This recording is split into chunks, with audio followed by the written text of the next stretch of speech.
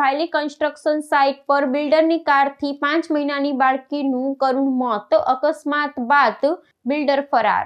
ભાયલી construction site પર એક કરુણ અને દિલદ્રાવક ઘટના બની હતી, જ્યાં બિલ્ડરની ઇનોવા કારના ભારે પૈડા 5 મહિનાની નિર્દોષ બાળકી પર ફરી વળતા સ્થળ પર જ તેનું મોત નીપજ્યું હતું। માતા પિતાની આંખો સામે જ માસૂમ અનન્યાનું કરુણ અવસાન થતા પરિવારજનો શોકમાં તૂટી પડ્યા હતા। બાળકી ગેટ પાસે ગોદડી પર સૂતેલ હતી ત્યારે આ દુર્ઘટના બની હતી। માથા પર ગંભીર અને જીવલેણ ઈજા થતા ઘટના સ્થળે જ લોહી લુહાણ થઈ પડી હતી। તાત્કાલિક ગોત્રી હોસ્પિટલ સારવાર માટે લઈ જવામાં આવી, પરંતુ ડોક્ટરોએ અનન્યાને મૃત જાહેર કરી હતી। આ ઘટનાને પગલે પોલીસે બિલ્ડર જીતુ પટેલ સામે ગુનો નોંધ્યો છે। નિર્દોષ બાળકીના મોતથી મજૂર પરિવાર પર દુઃખનો પહાડ તૂટી પડ્યો છે।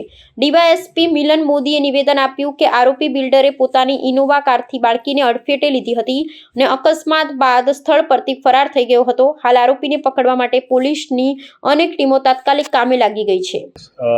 ગઈકાલે સવારે 9:30 આસપાસ સોપાન 55 એક સ્કીમ છે ભાયલી વિસ્તારમાં, ત્યાં એક જીત પટેલ કરીને જે ઓનર છે જે સાઇટના, એમના દ્વારા ઇનોવા ગાડી લઈને અંદર આવતા હતા ત્યારે એક બાળકી હતી, એને પર ટાયર ફરી વળતા બાળકીનું ત્યાં સ્થળ પર જ મૃત્યુ થયું છે।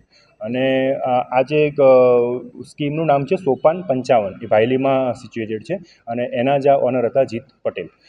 ઘટના જે બની એના બાદ દીકરીને હોસ્પિટલ લઈ જવામાં આવી અને દીકરીને મૃત જાહેર કરવામાં આવેલી હતી। ત્યારબાદ આ જે બિલ્ડર જે છે એ ત્યાંથી ભાગી ગયેલ છે અને પોલીસની અલગ અલગ ટીમો દ્વારા સીસીટીવી ફૂટેજની ચકાસણી કરવામાં આવી રહી છે અને આ જે એક્યુઝ છે એને પકડવાની આગળની કાર્યવાહી ચાલુ છે।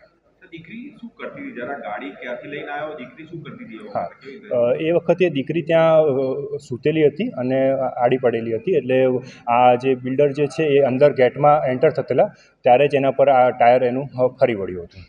સ્ટીરિંગ પર કાબુ ગુમાવી દીધો એટલે આટલું બધું સ્પીડમાં ગાડી હતી? એ સીસીટીવી અત્યારે પોલીસ ચેક કરી રહી છે અને એ તપાસમાં આગળ જે ડિટેલ આવશે આપણી સાથે પણ એ શેર કરીશું। યસ, બિલ્ડર જે છે જીત પટેલ એ પોતે જ આ ગાડી ચલી રહ્યા હતા।